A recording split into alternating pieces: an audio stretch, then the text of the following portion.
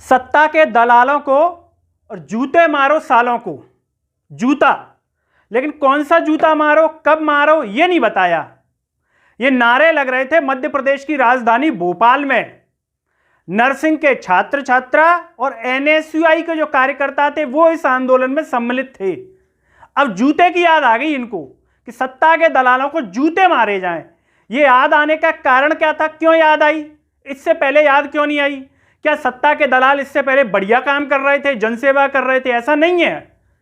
ये ऐसा इसलिए है कि जिस पर दर्द आ रहा है उसको पीड़ा पहुंच रही है, चाहे वो किसी भी वर्ग के कर्मचारी हों, विद्यार्थी हों।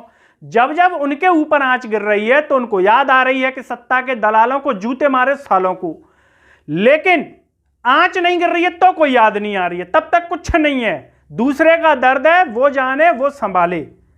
अब ये परेशान क्यों है? वो परेशान इसलिए कि 3 साल से इनकी परीक्षाएं नहीं हुई है।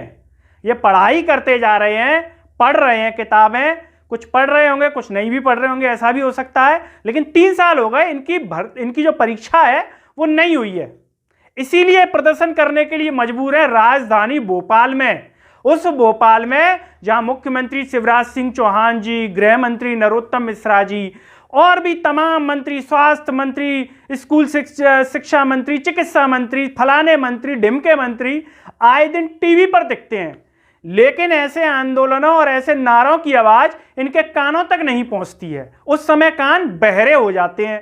कान अगर ठीक होते तो इन नारों की आवाज भी पहुंचती और इन नारों को सुनकर उनको पीड़ा भी पहुंचती, जो पीड़ा इन नर्सिंग छात्र छात्राओं को हो रही होगी। लेकिन मुख्यमंत्री और नेता मंत्रियों को नहीं हो रही होगी। क्यों?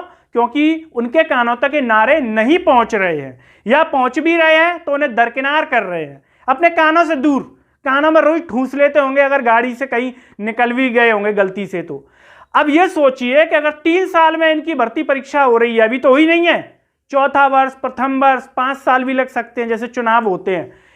प्रथम वर्ष की परीक्षा होगी तो अगर ऐसे मान लिया जाए तो इनकी डिग्री कब होगी? 3 साल के हिसाब से भी माना जाए, 3-4 साल की भी डिग्री होगी तो 4 या 12 साल में नर्सिंग छात्र छात्राएं कंप्लीट आर्मी मैन बनकर के उभरेंगे, तब तैयार होंगे। और किसका खामियाजा भुगत रहे हैं? सिस्टम का खामियाजा भुगत रहे हैं। सिस्टम की वजह से। लेकिन ये सिस्टम पैदा किसने किया? किसकी वजह से सिस्टम आया? जब मध्य प्रदेश 2018 में उपचुनाव हुए और साफ तौर पर मध्य प्रदेश की जनता ने जिनको जिताया उनकी सरकार गिराकर दूसरी सरकार बना ली और जनता ने विरोध तक नहीं किया, तो क्या इस संदेश नहीं गया कि हम गलत को स्वीकार कर रहे हैं? और जब जनता गलत को स्वीकार करने लगे तो ये गलत हर किसी के साथ होता है।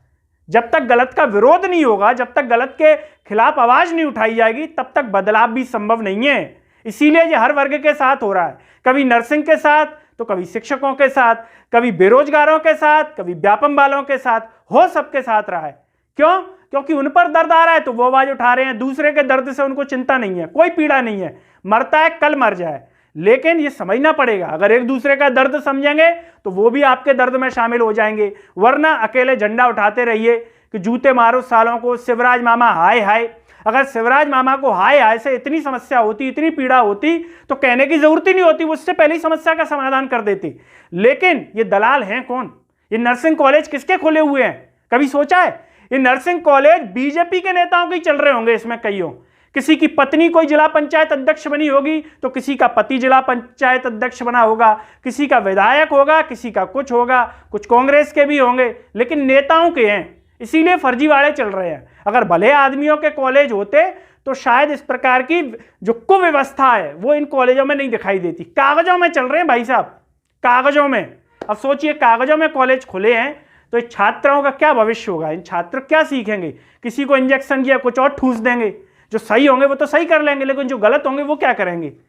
तो समस्या सबसे बड़ी ये है कि सिस्टम को सुधारना पड़ेगा। सिस्टम को सुधारने के लिए जनता को पहले खुद सुधरना होगा, लोगों को सुधरना होगा कि गलत के खिलाफ आवाज उठाएं।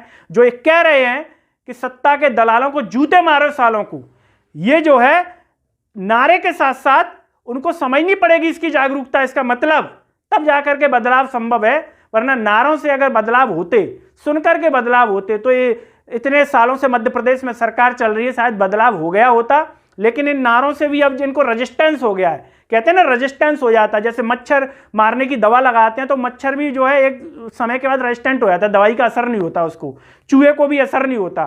तो ठीक नारे भी बदलने पड़ेंगे, व्यवस्था भी बदलनी पड़ेगी, तरीका भी बदलना पड़ेगा, तब जाकर के बदलाव होगा, वरना लगाते नहीं है नारे क्या फर्क पड़ता है।